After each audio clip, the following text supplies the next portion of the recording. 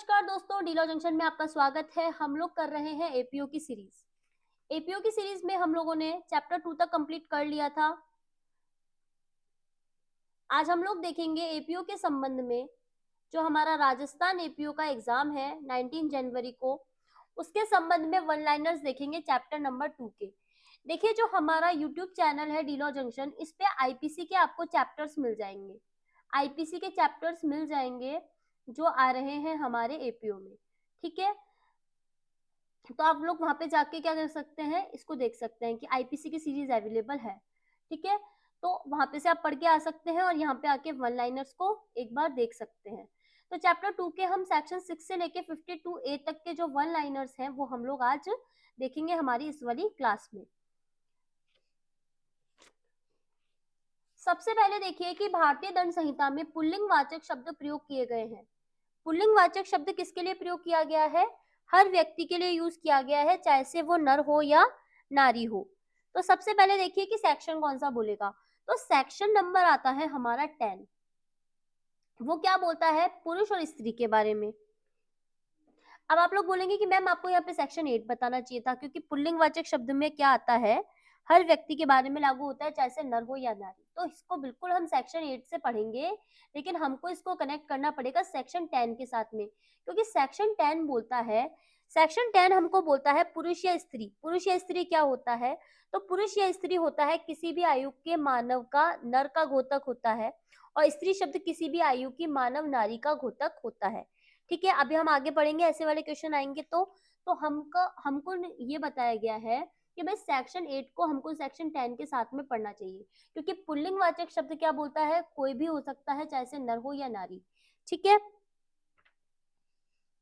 और जो आया था हमारा 2014 2014, उसमें क्या कहा गया था कि जो हमारे ट्रांसजेंडर है, जो हमारा तृतीय लिंगी जिसको बोलते हैं हम, उसको भी अब इसके अंतर्गत शामिल कर लिया गया है। ट्रांसजेंडर को भी इसमें शामिल कर लिया गया है। कौन सा केस था? National legal service authority versus union of India. National legal service authority versus union of India में हमको बताया गया था कि जो पुल्लिंग वाचक शब्द है उसमें नर, नारी और कौन है, ट्रांसजेंडर को भी शामिल किया गया है। ठीक है, तो इस तरीके से हमको कनेक्ट करके हुए पढ़ना है। फिर बोल रहा है भारतीय दंड संहिता में स्त्री शब्द से क्या तात्पर्य है। देखिए, मैंने आपको बोला कि अभी अभी कि हमको पुल्लिंग वाचक शब्द को हमको कनेक्ट करना पड़ेगा सेक्शन नंबर 10 के साथ में। तो पुरुष में क्या बोल रहा है? किसी भी आयु का नर हो सकता है, मतलब वो पैदा होता हुआ बच्चा भी होगा, लड़का भी होगा, और चाहे से 100 साल का बुढ़ा आदमी होगा, लड़का होगा, तो वो भी इसमें शामिल किया जाएगा। इसी तरीके से स्त्री शब्द में पैदा हुई जस्ट न्यू बॉर्न बेबी है, तो वो भी एक स्त्री होगी। और अगर 100 साल की महिला है, जो कि बुजुर्ग महिला है, तो उसको भी स्त्री शब्द में शामिल कर लिया जाएगा। ठीक है, अब आए सेक्शन की, वे पुरुष कहाँ पे परिभाषित है। तो सेक्शन 10 में परिभाषित है स्त्री और पुरुष। ठीक है, अब ये बोला गया है निम्न में से किस धारा में दी गई व्यक्ति की परिभाषा की प्रकृति को देखते हुए मानव वध को एक व्यक्ति द्वारा एक व्यक्ति की हत्या के रूप में परिभाषित नहीं किया जा सकता। बेसिकली घुमा फिरा के क्या पूछ रहा है कि भाई व्यक्ति को कहाँ पे परिभाषित किया गया है। ठीक है, किसी भी तरीके से कंफ्यूज नहीं होना, व्यक्ति की परिभाषा पूछ रहा है डायरेक्टली। तो सेक्शन 11 में हमको व्यक्ति की परिभाषा दे रखी है। तो व्यक्ति में कौन कौन आता है? कंपनी हो गया, हमारी कंपनी हो गई, संगम हो गया, इसके साथ साथ व्यक्ति निकाय, चाहे से वो निगमित हो या नहीं। ठीक है, क्या बोल रहा है section 11? The word person includes any company और एसोसिएशन और body of persons weather incorporated और नॉट, इनकॉर्पोरेटेड और नॉट। ठीक है, अब ये पूछ रहा है भारत को कहाँ परिभाषित किया गया है। तो भारत सिंपली कहाँ पे आएगा? सेक्शन नंबर 18 में आ जाएगा। ठीक है, अब ये बोल रहा है निम्नलिखित में से कौन लोक सेवक नहीं है। तो ये जो लोक सेवक नहीं है ना, ये वाले क्वेश्चंस हमको जरूर देखने हैं, ये हमारे लिए हो जाते हैं इंपॉर्टेंट, क्योंकि हमको डायरेक्टली ये तो पता चल जाता है कौन लोक सेवक है। 21 लोक सेवक। सेक्शन नंबर 21 बोलता है लोक सेवक। लोक सेवक कौन कौन बता रखे हैं, टोटल वहां पे दे रखे हैं हमको 12 पॉइंट। ठीक है, हमने इसको देखा था, आपने देखा हो तो कौन कौन होता है। फर्स्ट हो गया था निर्सिस, सेकंड आर्मी, ऐसे करके हम लोगों ने इसके 12 पॉइंट्स को देखा था।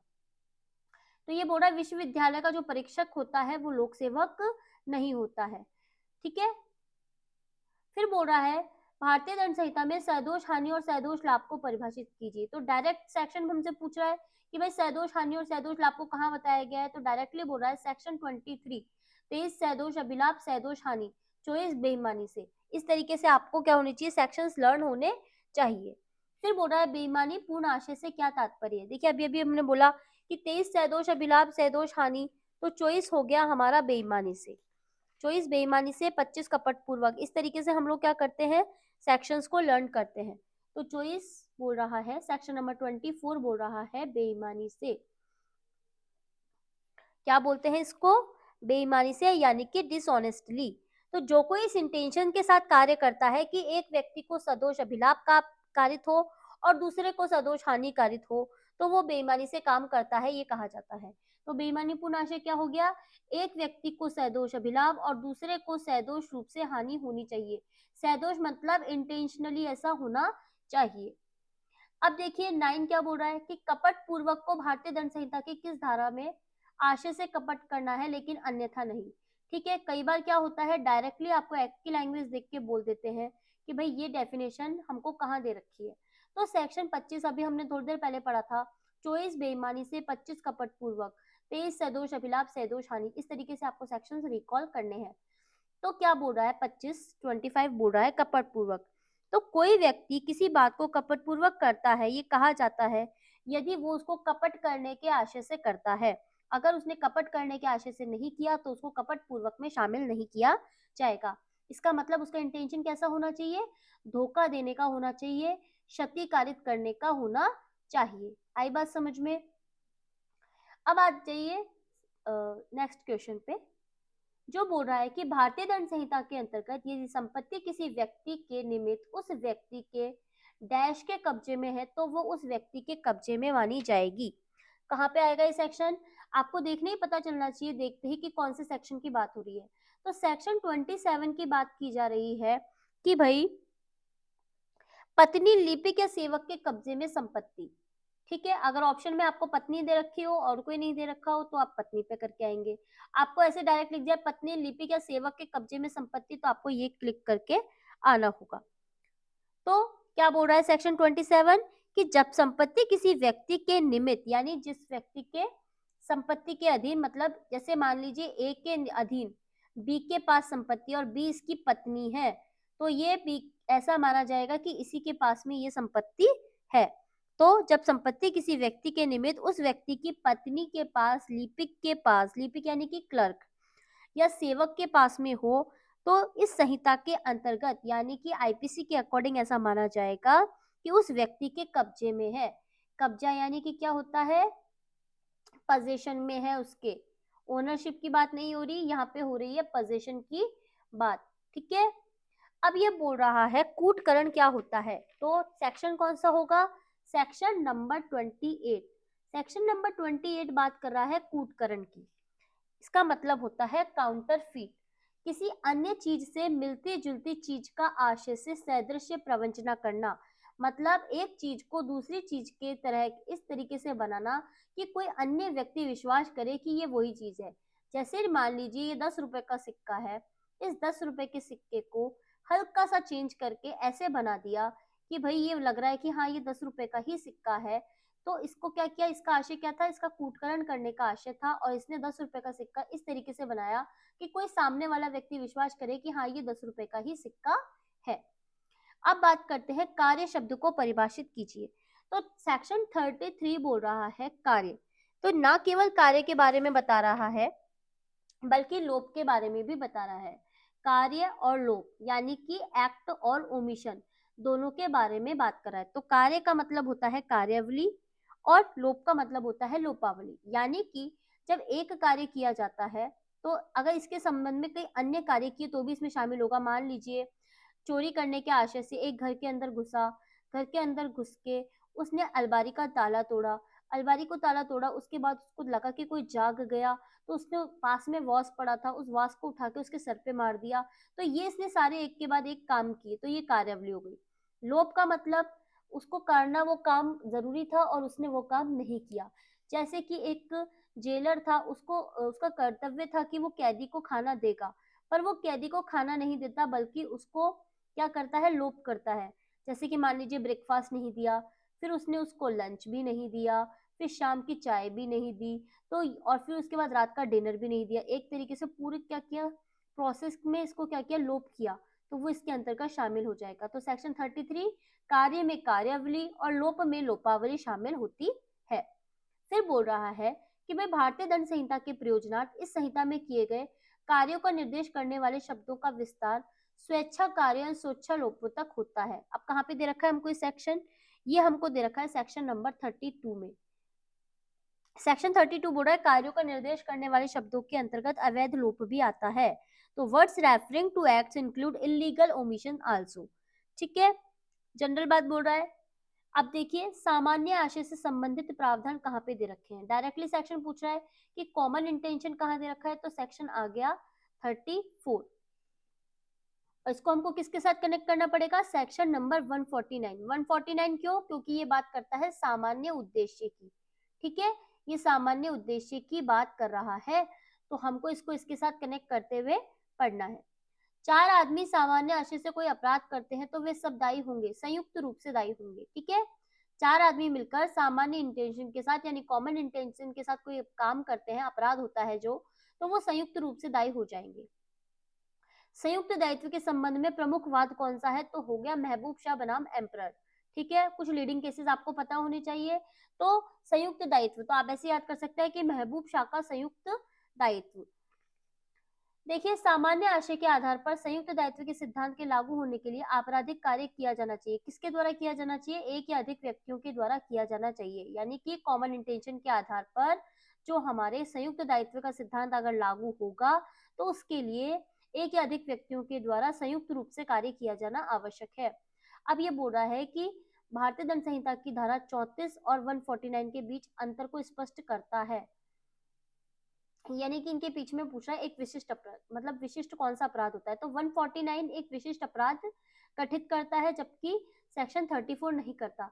एक अंतर एक भी देख सकते हैं कि भाई सेक्शन 34 होता है ये डेफिनेशन क्लोज है, तो ये एक तरीके से कॉन्सेप्ट बता रहा है। जबकि 149 है वो लोक प्रशांति के विरुद्ध अपराधों के बीच में आता है। तो वो कहता है कि भाई विधि विरुद्ध जमाव के सदस्यों के द्वारा सामान्य उद्देश्य को अग्रसर करने में किया जाता है। तो यहाँ पे होते हैं 5 या अधिक व्यक्ति, 5 या अधिक व्यक्ति मिलकर कोई काम करते हैं। तो यहाँ पे तो स्पेसिफिक दे दिया कि वे 5 या अधिक व्यक्ति होने चाहिए, जबकि यहाँ पे क्या होता है, एक या अधिक व्यक्ति होते हैं। एक या अधिक व्यक्ति मिलकर क्या करते हैं, सामान्य आशय को अग्रसर करने में काम करते हैं। जबकि 5 या अधिक व्यक्ति मिलकर अगर कोई काम करते हैं तो वो माना जाएगा अपराध, क्योंकि ये कौन से सदस्य हैं, विधि विरुद्ध जमाव के सदस्य हैं। ठीक है, विधि विरुद्ध जमाव को सेक्शन 141 में इस तरीके से कनेक्ट करके पढ़ेंगे तो आपको भी आसानी हो जाएगी। प्रिवी काउंसिल के समक्ष पोस्टमास्टर हत्या के मामले में निर्णय दिया गया था। तो पोस्टमास्टर का जो निर्णय दिया गया था वो दिया गया था लॉर्ड समनर के द्वारा। तो अब यहाँ पे एक क्वेश्चन और पूछा जा सकता है कि भाई पोस्टमास्टर का जो केस है उसको कौन से केस से संबंधित है। तो वारेंद्र कुमार घोष का जो केस था, Varendra Kumar Ghosh versus king emperor था, किंग एम्परर। ये जो वाद था ना, ये था 1925 का। इस केस को हम पोस्टमास्टर केस के नाम से भी जानते हैं, और जो इसके जो जज थे वो थे लॉर्ड समनर। देखिए थोड़े से टिपिकल क्वेश्चन कई बार आ जाते हैं तो हमको लगता है कि ये तो हमको पता ही नहीं था। तो प्रिवी काउंसिल के समक्ष पोस्टमास्टर हत्या के मामले में जो निर्णय दिया गया था वो दिया था लॉर्ड समनर के द्वारा। ठीक है, वारेंद्र कुमार के जो घोष का केस था उसको हम पोस्टमास्टर केस के नाम से जानते हैं। असामान्य आशय को अग्रसित करते हुए हत्या के प्रयत्न का दोषी माना जाता है। ये सिचुएशन ऐसी है कि भाई अगर एक सिचुएशन है उसमें बोल रहा है कि भाई ए जो है वो कॉमन इंटेंशन को करने में हत्या का जो अटेम्प्ट था, प्रयत्न था, उसका अगर दोषी पाया जाता है तो वो कौन सी सिचुएशन होगी। तो उसमें बोला था कि भाई अगर ए ने स्वेच्छा से यानी अपनी मर्जी से अपराध का शस्त्र प्राप्त कराया, यानी कि उसने किसी व्यक्ति को शस्त्र वगैरह दिए तो उसको कहा जाएगा कि भाई उसने हत्या का प्रयत्न करवाया, ठीक है, हत्या का प्रयत्न किया है। फिर बोल रहा है भारतीय दंड संहिता की धारा 34 के अंतर्गत नियम की सभी अभियुक्तों को घटना स्थल पर शारीरिक रूप से उपस्थित होना आवश्यक है कि अपवाद के रूप में कौन से अपराध आते हैं। ये ऐसे बोल रहा है कि भाई सेक्शन 34 कि भाई सभी अभियुक्तों को घटना स्थल पर उपस्थित हो ऐसा आवश्यक नहीं है, पर ऐसी कौन सी सिचुएशन होगी जिसमें आवश्यक होना मतलब उपस्थित होना आवश्यक होगा, तो वो हो जाएगा संपत्ति के विरुद्ध अपराध में। अगर संपत्ति के विरुद्ध अपराध है तो उनका उपस्थित होना आवश्यक हो जाएगा। उच्चतम न्यायालय ने भारतीय दंड संहिता की धारा 34 और 149 के बीच अंतर को समझाया है। कौन से केस में समझाया था? नानक चंद्र वर्सेस पंजाब राज्य, नानक चंद्र वर्सेस पंजाब राज्य के वाद में इसको समझाया था। अब ये बोल रहा है भारतीय दंड संहिता की कौन सी धारा संयुक्त और आणविक दायित्व से संबंधित नहीं है। संयुक्त और आणविक दायित्व से संबंधित नहीं है तो आपको क्लिक करना है 34, 35, 36, 37, ये सेक्शंस थे, तो 36 को कनेक्ट करना है क्योंकि 36 क्या है, पार्टली पार्टली की बात करता है, वहां पे संयुक्त की बात नहीं होती, पार्ट की बात हो जाती है, ठीक है। आप देखिए अंशतः कार्य द्वारा, अंशतः लोप के द्वारा, बाकी सब में संयुक्त और आणविक दायित्व होता है, लेकिन 36 बोलता है अंशतः कार्य के द्वारा और अंशतः लोप द्वारा कारित परिणाम, तो 36 होता है हमारा पार्टली पार्टली। तो कैसे बोल रहा है इसका इलस्ट्रेशन देखिए, क्या अंशतः य को भोजन देने का अवैध रूप से लोप करके और अंशतः य को पीटकर साशय य की मृत्यु कारित करता है, तो कहने क्या की है, हत्या करी है। तो आपको देखना है डायरेक्टली कि जो संयुक्त और आणविक दायित्व से संबंधित नहीं है वो है 36, ठीक है, ये ऑप्शंस दे रखे थे और हमको 36 पे गोला लगाना है, ठीक है। अब बोल रहा है 42 स्थानीय विधि कहाँ लागू होती है, ठीक है, तो स्थानीय विधि जो होती है वो किसी विशिष्ट भाग पर लागू होती है, दो होती है, एक विशेष विधि और एक स्थानीय विधि, ठीक है। सेक्शन 41 बोलता है हमको विशिष्ट विधि की, स्पेशल लॉ, और सेक्शन 42 बोलता है हमको लोकल लॉ।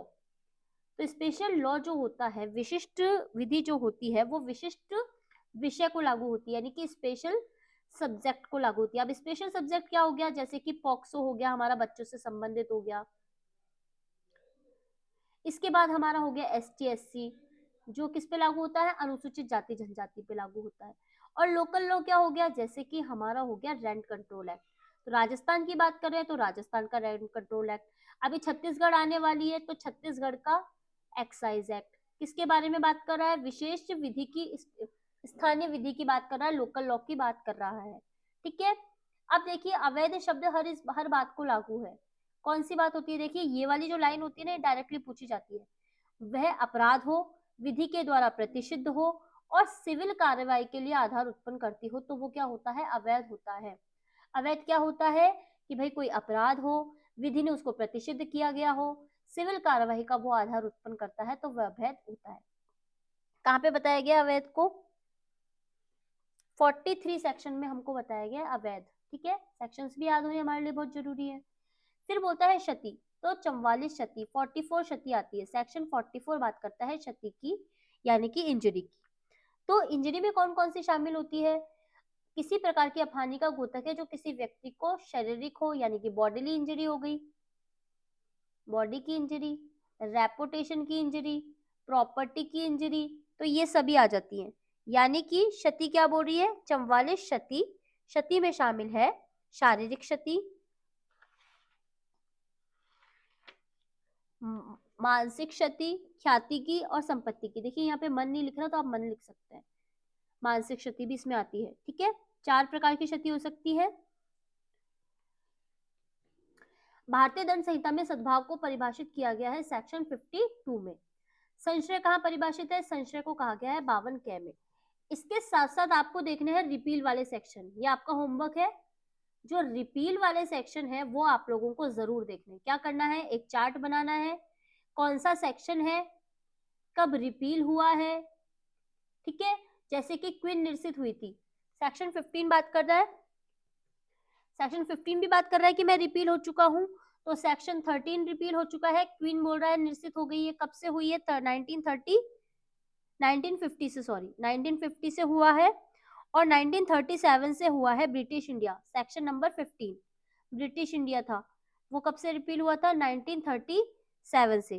तो इस तरीके से आपको क्या करना है, एक लिस्ट बनानी है जिसमें रिपील वाले सेक्शन होंगे और आपको याद करना है कि कौन सा सेक्शन कब रिपील हुआ है। ठीक है, आई बात समझ में? ये कुछ इंपॉर्टेंट वन लाइनर्स थे जो मैं आपके लिए लेके आई थी। उम्मीद करती हूँ आपको अच्छे लगे होंगे। आपको अच्छे लगे तो आपको इनको लाइक शेयर सब्सक्राइब करना है। एपीयू का एग्जाम जल्दी आने वाला है, तो जिन लोगों को लगता है कि भाई हमको इन क्वेश्चंस की, इन वन लाइनर्स की जरूरत है, उनके पास प्लीज आप इनको शेयर कीजिए। ठीक है, और एपीयू के कुछ नोट्स वगैरह भी अवेलेबल है, तो आप चाहें तो डी लॉ क्लासेस की ऐप आ चुकी है। डी लॉ क्लासेस की ऐप आ चुकी है, आप वहां जाके डाउनलोड कर सकते हैं। वहां पे आपको कुछ नोट्स मिल जाएंगे, पीडीएफ्स मिल जाएगी। ठीक है, और जो लोग चाहते हैं कि भाई हम बीएनएस पढ़े, तो वो भी देख सकते हैं, यूट्यूब पे भी अवेलेबल है और वहां पे उनकी पीडीएफ वगैरह भी अवेलेबल है। ठीक है, तो मिलते हैं नए लेक्चर के साथ। Thank you so much. और चैप्टर्स मैंने यूट्यूब पे करवा रखे हैं, तो क्या करेंगे आप लोग, आईपीसी का रिवीजन कर लीजिए फास्ट। कहाँ से करना है? आईपीसी के लेक्चर्स यूट्यूब पे डीलर जंक्शन पे अवेलेबल है, तो आप जाके देख सकते हैं। उसके बाद आके फिर हमारे साथ वन लाइनर्स कर सकते हैं। ठीक है, तो चलिए मिलते हैं नए लेक्चर के साथ। Thank you so much.